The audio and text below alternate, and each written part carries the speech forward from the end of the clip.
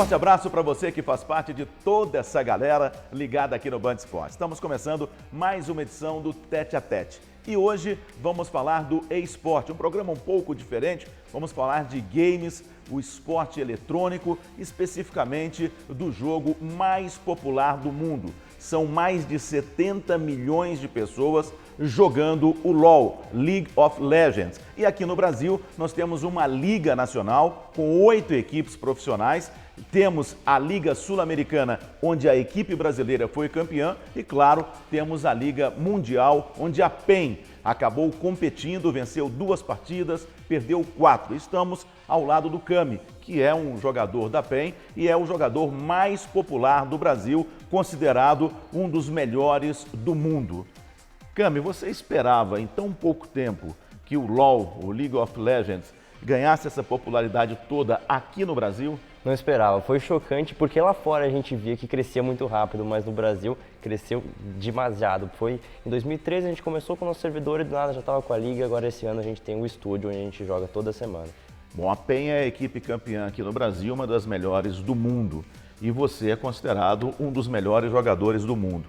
O que é importante neste jogo para você chegar no seu nível? Porque no futebol você fala, tem que ter técnica, tem que ter habilidade, tem que ter condicionamento físico. E neste tipo de jogo, o que é importante para chegar no seu nível? A dedicação, o tempo que você se dedica estudando o jogo, porque é um jogo que está passando por constantes mudanças. Uma partida nunca é igual a outra, então você tem que saber se adaptar dentro de jogo. A gente tem também a comissão técnica que ajuda muito, a gente tem psicólogos, a gente tem todo um trabalho por fora. E claro, os treinos em equipe, que é o que a gente maior foca. O que é uma comissão técnica? A nossa comissão técnica é composta por um técnico que fica lá com a gente, mora com a gente, e um analista, que é um europeu que analisa os nossos jogos, monta as estratégias junto com a gente e faz a gente montar o draft, que a gente chama. O draft é a composição de campeões que a gente escolhe numa determinada partida. Você disse, mora com a gente, quer dizer, a PEN mora em uma casa, que vocês chamam de centro de treinamento. E como é que é isso? Vocês acordam e já começam a jogar? O que acontece nesse centro de treinamento? Como é que é a rotina? Então, a gente mora nessa Gaming House. A gente foi o primeiro time no Brasil com a Gaming House, foi em 2013, aqui em São Paulo. Hoje tem mais Gaming House, claro, mas é muito importante porque você precisa morar junto para ter a rotina, você tá sempre na mesma página com todos os jogadores do seu time, porque é um jogo que exige muito isso, exige muito trabalho em equipe, ninguém ganha sozinho. Então a Gaming House ajuda bastante nesse sentido. Você está com 19 anos de idade, você joga, vamos dizer assim, profissionalmente há quanto tempo? Eu jogo profissionalmente há 4 anos. O meu primeiro campeonato foi aqui em São Paulo, eu morava em Florianópolis ainda, tinha 15 anos. A minha mãe veio junto na viagem. E você hoje já se considera um jogador completo ou tem o que evoluir ainda? Não, sempre tenho que evoluir. Como eu falei, o jogo está sempre mudando e se você não se adequa às mudanças, você acaba ficando para trás. Então tem que manter aquela dedicação, manter sempre no mesmo ritmo para não deixar a competição chegar perto. Daqui a pouquinho tem muito mais tete a tete aqui no Band Esportes. Vamos continuar conversando com o Cami, que é considerado um dos maiores jogadores de LoL do mundo. Segura aí, é jogo rápido.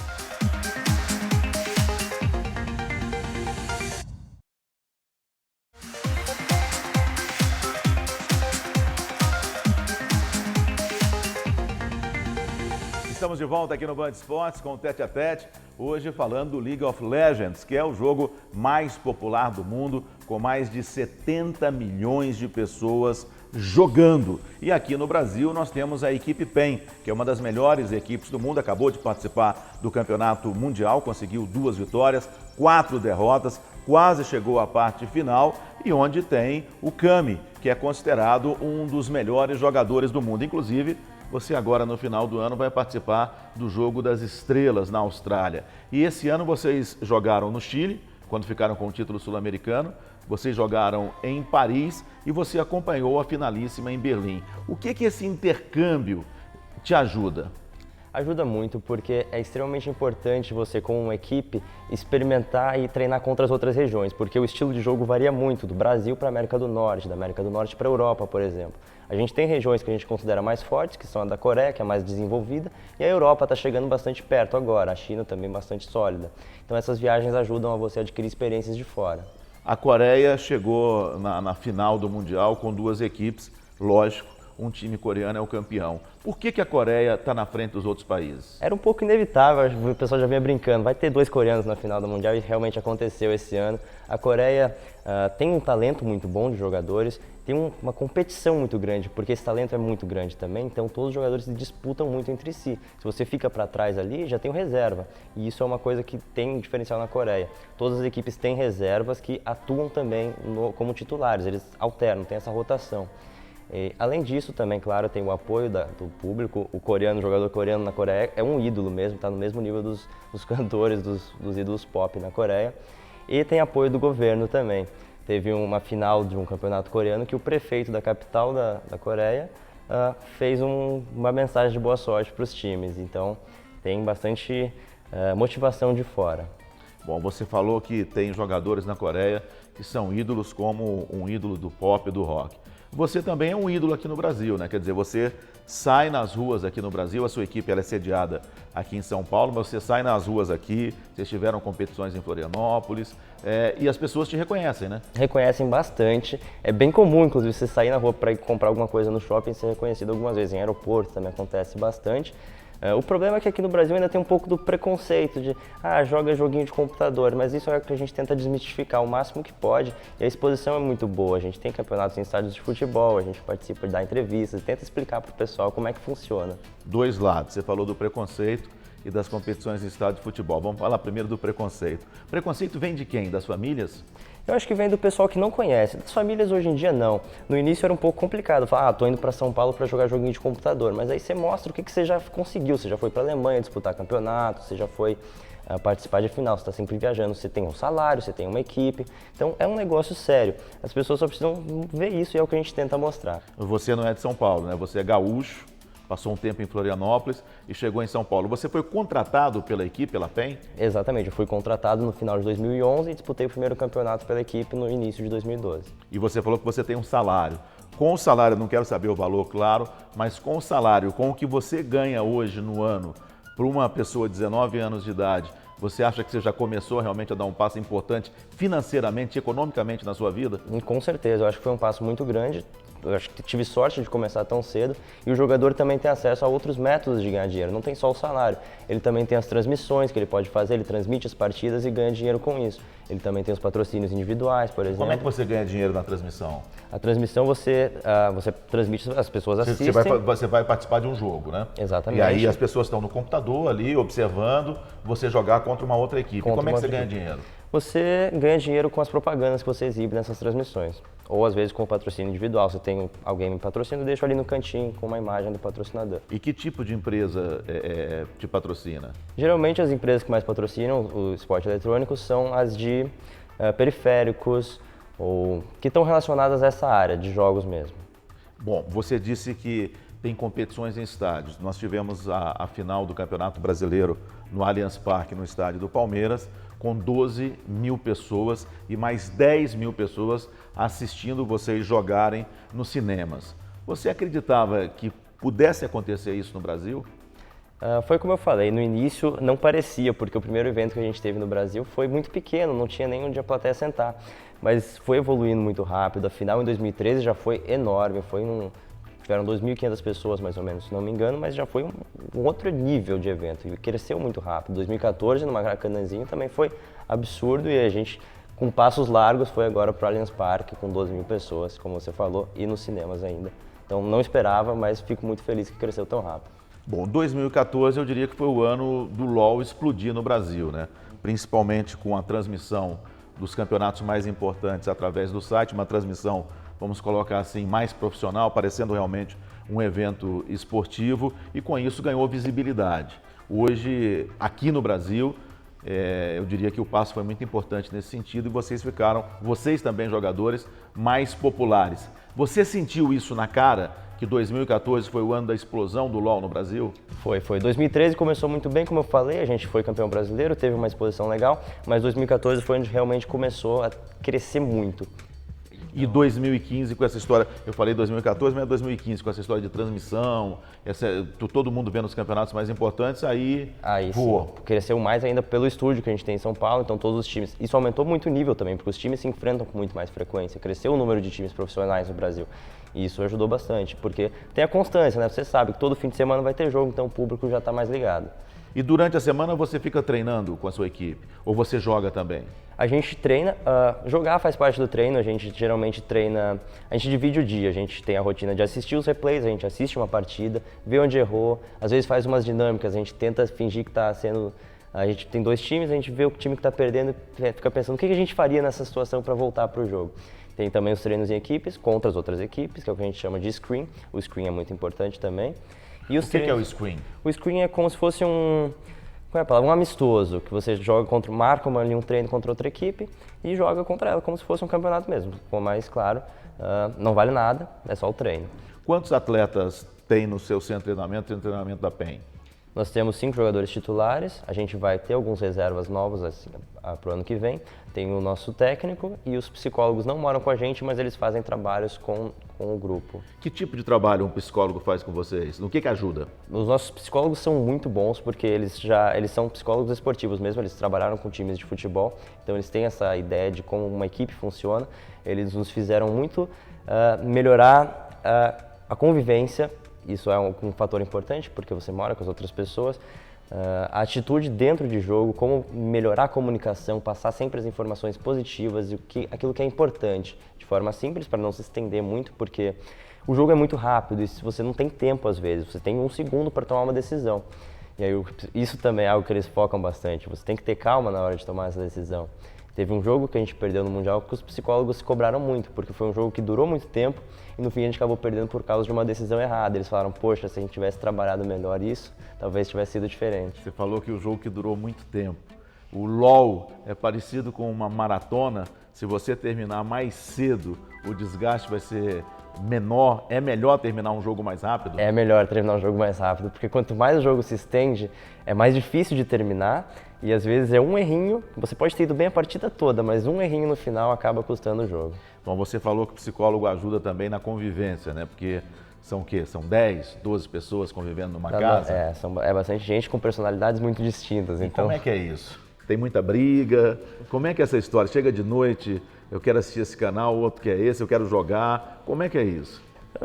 Surpreendentemente, o pessoal respeita muito bem o espaço um do outro, a gente nunca teve nenhum problema grave, nada, coisas simples de resolver. O maior problema que a gente teve foi de lavar louça, então são coisas que vai do bom senso de cada um, mas o psicólogo ajuda, claro, porque às vezes não, é frequente ter divergência dentro de treino, porque vamos supor que a gente perdeu, a gente quer saber por que a gente perdeu, e acaba discutindo um pouco às vezes, tendo uma diferença de opinião, e o psicólogo ajuda a focar no que realmente interessa, que é descobrir o erro e melhorar. Bom, a PEN está tão evoluída que importou já coreanos e hoje tem um francês jogando com vocês, um francês dentro da equipe. Como é que é esse intercâmbio? Como é que essas pessoas de fora encaram morar com vocês aqui, uma cultura diferente, uma cabeça diferente, um país diferente? 2014 foi o ano dos coreanos. A gente não foi a única equipe a contratar coreanos. Acho que a gente teve 6 coreanos no Brasil em 2014. Atualmente a gente não tem nenhum. Mas é um pouco diferente, como você falou, pela cultura e pelo fato da gente ter que incorporar uma linguagem diferente. A gente fala inglês durante as comunicações por causa do nosso francês, o Gilde. Hoje em dia ele já está até falando português, então a gente não precisa mais falar inglês, mas com os coreanos era mais difícil. E aí a gente tem divisões de lanes, cada jogador fica numa rota dentro de jogo. E aí, como o nosso francês está na rota... como se fosse um ponta-direita, um ponta-esquerdo, um meia. Tem as posições, cada posição tem a sua função. Às vezes a função muda, mas a ideia é basicamente essa. Tem um topo, meio e a rota de baixo, a rota inferior. E como o nosso francês está na rota inferior, quando a gente vai fazer uma comunicação, por exemplo, entre topo e meio, a gente não fala inglês. Mas quando envolve o time inteiro, a gente tem que falar inglês. E só que, às vezes acaba atrapalhando, mas é algo que a gente aprende a lidar. Bom, manter tudo isso custa dinheiro. A PEN sobrevive como? Por que uma pessoa resolve montar uma equipe de LoL, trazer gente fora, gastar dinheiro? Por quê? Porque isso dá dinheiro também, dá retorno? Um movimento arriscado, né? No início eu pensava, poxa, por que vai fazer um time se é tão difícil? Isso provavelmente dá prejuízo, mas hoje em dia não. Hoje em dia a gente tem vários investidores grandes A gente teve nomes realmente grandes nesse meio, então acredito que sim, é um bom investimento para a empresa ter, porque o alcance do público é muito grande, a visibilidade é muito grande. Daqui a pouquinho a gente volta aqui no Band Esportes com o Tete a Tete, hoje conversando com o Cami, que é considerado um dos melhores jogadores de LoL, de games do mundo. Segura aí que é jogo rápido.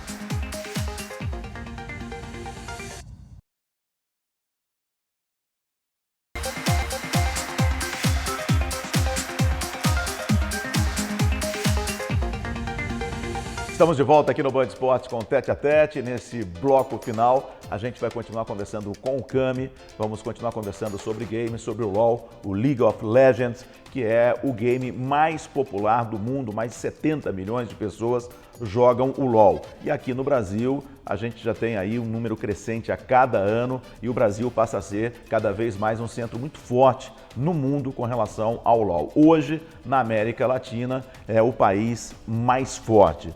Cami, vocês agora vão ter um evento, o Jogo das Estrelas, em Goiânia. Nesse Jogo das Estrelas é mais para uma divulgação do game, né? Ou vocês podem evoluir também, enfrentando e tendo ao lado jogadores de outras equipes? Vai ser uma experiência legal de jogar, vão ser times misturados, então jogar contra os jogadores, mas não é tanto para treinar, é mais para brincar mesmo, é mais um finalzinho de ano ali, relaxar. E vão ter modos de jogos divertidos também, vai ter 1 contra 1, por exemplo, que não é o que acontece normalmente dentro de jogo. Normalmente tem o 5 contra 5 bem disputado ali. Mas 1 contra 1 é, por exemplo, um modo divertido que vai ter assim. Agora você falou 1 contra 1. Eu sou um iniciante em LoL. Eu estou em casa, entro lá no site e começo a jogar. Eu não tenho equipe ainda. Eu consigo jogar? Você consegue jogar, você joga junto com outras 4 pessoas que você provavelmente não vai conhecer, mas aí você pode conhecer dentro do jogo. Eu monto uma equipe na hora ali. Exatamente, e jogo. O jogo faz isso pra você. Você entra na fila e o jogo encontra outras 4 pessoas para jogar junto com você. E como é que faz para chegar no seu nível? Dedicação, treino.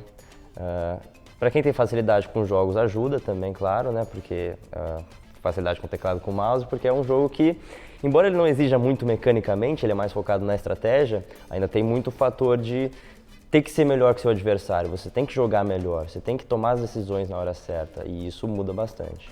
Bom, antes de você virar profissional, você jogava quantas horas por dia? Eu jogava mais antes de me tornar profissional do que eu jogo agora, porque agora é mais bem definido a rotina. Na época eu jogava no tempo livre toda hora, então passava de 10 horas às vezes. 10 horas? Hoje em dia a gente tem, de treino mesmo, 8 horas diárias, e aí no seu tempo livre, a maioria acaba jogando mais ainda, para continuar melhorando. Mas hoje são 8 horas diárias de treino. As estatísticas mostram que a média de idade é geralmente de 16 até os 30 anos, ou seja, é o pessoal que está saindo do ensino médio e indo para a faculdade. É uma época que a pessoa tem que se dedicar muito. E é nessa época, por exemplo, pela sua idade, foi nessa época que você cresceu. Como é que é ficar jogando 10 horas por dia e tendo outras obrigações a cumprir? Eu acho que eu tive um pouco de sorte, eu sempre fui muito bem na escola, então eu tinha meu tempo livre para fazer o que eu achasse melhor. E no meu caso eu acabei jogando e não sei se foi talento, o que aconteceu, mas eu era muito bom no jogo e por isso eu consegui achar o time com mais facilidade. Mas tem muita gente que trabalha, divide esse tempo, trabalho e treino, e que consegue bem mesmo, consegue entrar nas equipes mesmo tendo esses compromissos como faculdade e trabalho. Num jogo de futebol, no basquete, no vôlei, o objetivo geralmente do atleta profissional é ir para a Europa, é ir para um centro maior. Esse é também o seu objetivo, de repente ir para uma equipe da Coreia? Com certeza qualquer tipo de oferta seria estudada, porque é uma oportunidade única, ainda mais tão novo assim, eu com certeza pensaria.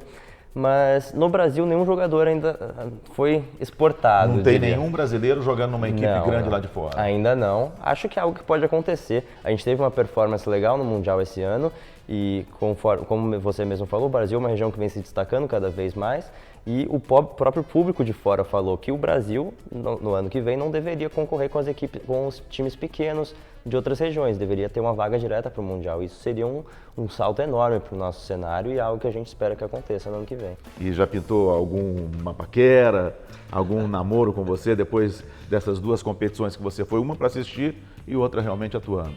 Acontece bastante de jogadores tem a famosa Maria Elo, que a gente chama, Maria Mouse no cenário, mas eu deixo separado, não gosto de misturar as coisas, não.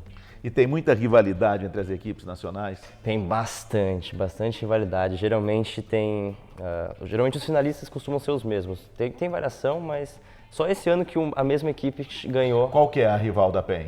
A rival da PEN agora, eu acho que é a INTZ, que foi o time que a gente jogou contra na final desse ano. Mas já foi CNB durante muito tempo. Durante 2 anos, nossa rival era CNB. Mudou agora, a equipe saiu e entrou em NTZ, mas já foi Cade também. A rivalidade tem bastante. Curioso que a gente geralmente está nessa rivalidade, está incluído na rivalidade. Geralmente é PEN em algum time. Bom, a PEN é a que tem mais torcida, né? Seria no futebol como o Flamengo, como o Corinthians. Como é que é jogar numa equipe tão popular assim e com uma torcida tão fiel como eu vi nas imagens na final no Allianz Parque? É muito bom ter a torcida sempre a favor. No Allianz Parque, na final, a torcida foi o nosso 6º jogador. Mas vocês sentem a torcida vibrando? Sente muito, especialmente porque a gente é um time com bastante emoção, a gente tem jogadores que expõem bastante emoção, então a torcida gosta muito disso, de comemorar ali na hora, comemorar a jogada, e a torcida com certeza impacta na hora de jogar melhor, é um apoio a mais e é algo que te motiva também. Você não quer deixar o seu torcedor desapontado, você quer que eles sintam orgulho de você, então você se motiva mais e mais. É uma bola e quem é esse torcedor dentro do LoL? E como assim? Por exemplo, a idade, são pessoas que praticam o jogo. Quem é esse torcedor? O torcedor, ele é o que joga e a idade varia muito. Eu tirei foto na rua com uma pessoa de 10 anos que estava com a mãe, que estava com vergonha de pedir para tirar foto. E veio a mãe, você tira foto com meu filho, ele joga naquele joguinho também. Então tem bastante variedade. A minha mãe, por exemplo, tentou jogar, não conseguiu. Quantos anos tem a sua mãe? Tem 54. E ela não conseguiu? Não deu muito certo, mas ela tentou para conhecer, porque ela gosta de apoiar também, ela sempre vai nos eventos. A família, pelo menos da nossa equipe... A sua mãe equipe, mora onde? Ela mora em Floripa ainda também, mas ela sempre viaja quando ela pode. Bom, no seu jogo você disse, a gente sente, e a PEN é uma equipe que sente muito isso. Existe, por exemplo, numa final, fala assim, poxa, hoje o Cami arrebentou, o Cami foi o responsável por vitória. Ou não, ou é um jogo muito coletivo, ou existe uma atuação individual que pode dar vitória para a equipe? Existe um pouco isso pela posição, às vezes tem uma posição que pega mais abates e que acaba parecendo que impactou mais no meio da teamfight. A teamfight é o que é uma luta, é o 5 contra 5 ali, encontrou num lugar do mapa e lutou. Às vezes tem um jogador que pela posição vai aparentar dar mais dano, vai causar mais impacto. Mas é um trabalho conjunto, porque toda função tem um impacto em determinado ponto de jogo. Por exemplo, o suporte talvez não se destaque muito no final do jogo, mas no começo da partida é a rotação dele que vai impactar. Então, às vezes acaba tendo, jogou melhor, carregou o time, a gente fala até brincando, carregou. Mas não, é um trabalho coletivo, todo jogador importa do mesmo nível. O treinador no LoL geralmente é um ex-jogador? Sim, geralmente é um ex-jogador, é uma pessoa que entende do jogo. O nosso, ele já fez parte dessa equipe como jogador em 2012, aí saiu e voltou agora como técnico. Quem não é tão jogador é mais um analista. O analista, ele costuma analisar o jogo, ele vê o que acertou, o que errou, o que pode melhorar, por que essa composição encaixou, por que não encaixou. Mas realmente a experiência dentro de jogo ajuda a ver de fora do jogo. E você tem voz ativa na hora que o analista fala, olha, vamos atuar dessa forma? Vocês, jogadores, têm voz ativa? Temos voz ativa, é uma troca de ideia, uma troca de opiniões. No meio do draft, que é aquela hora que a gente escolhe os campeões da partida, a gente dá a opinião, eu estou confortável com esse aqui, eu acho que esse vai ser melhor e tal. No fim das contas, a palavra final é do técnico, do coach, mas o jogador opina, claro, porque no fim das contas ele que vai usar o personagem, se ele não está confortável, ele tem que falar isso. Geralmente, numa partida dura, uma partida de final, quantas horas dura o jogo? Cada partida varia muito, pode ser 20 minutos, o mínimo é 20 minutos, é bem raro acontecer uma partida de 20 minutos, a média é de 30, mas tem jogos que passam de 1 hora de partida e aí é complicado, porque é um errinho e o jogo acaba. E nessa 1 hora, o treinador pode atuar? Ele atua com vocês? Não, o jogador ele participa da escolha de campeões e depois do jogo ele vem conversar, mas durante não tem a intervenção do treinador. O que você pretende agora na sua carreira, Cami? Pretendo continuar, esse ano eu senti o gostinho do Mundial, então ano que vem quero muito voltar lá e continuar jogando, treinando para não deixar a competição chegar. E o que esse jogo das estrelas na Austrália pode significar para você? Vai uma equipe brasileira mais misturada e vocês vão jogar com estrelas do mundo todo. O que essa competição pode significar para você? É uma exposição bastante bacana, porque você está jogando contra os jogadores considerados melhores do mundo, das outras regiões. Então, se você vai bem contra eles, o pessoal presta atenção em você, né? Então, isso é bastante importante para a experiência e para a carreira do jogador. Como é que é, na sua cabeça, hoje, ser considerado um dos melhores jogadores de LoL do mundo? No seu interior, como é que é isso? É o que me deixa muito contente, especialmente pelo apoio dos fãs que eu tenho. Sempre recebi muito carinho dos fãs, e isso é algo que me motivou muito no início. Em alguns momentos eu já pensei em parar de jogar, mas o apoio do fã me motivou. A gente teve fases ruins que a gente perdia bastante, mas eu não ia conseguir viver sem o apoio dos fãs, então é algo que eu não quero viver sem. Então eu continuo jogando pelos fãs. Boa sorte e continue com essa carreira bonita que você tem dentro dos games, do esporte, dentro do LoL, cara. Muito obrigado. Novo encontro com o Tete a Tete na próxima semana. Um forte abraço para você e cuide-se bem.